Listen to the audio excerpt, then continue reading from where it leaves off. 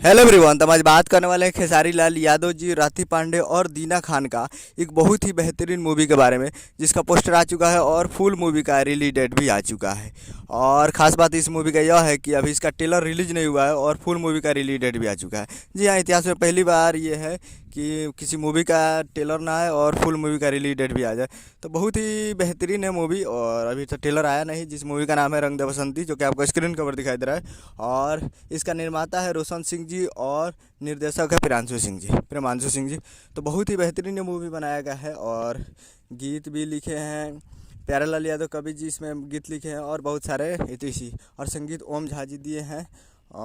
तो बहुत ही बेहतरीन मूवी है और फुल मूवी का रिलीज डेट भी आ चुका है। तो फुल मूवी ऑन थिएटर 22 मार्च 2024 को थिएटर में इसको रिलीज़ किया जाएगा। तो आपके नज़दीकी सिनेमाघर में 22 मार्च को 2024 को सुबह सुबह सुबह जाकर आप देख सकते हैं अपने नज़दीकी सिनेमाघर में। तो फुल मूवी को 22 तारीख को सुबह सुबह रिलीज़ किया जाएगा। तो आप लोग तैयार रहिएगा 22 तारीख को इस फुल मूवी को देखने के लिए।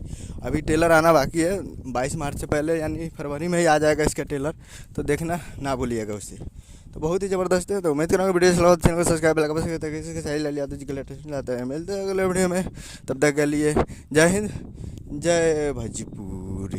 जाइए और जाकर देखिए थिएटर में इस मूवी को, प्यार दीजिए।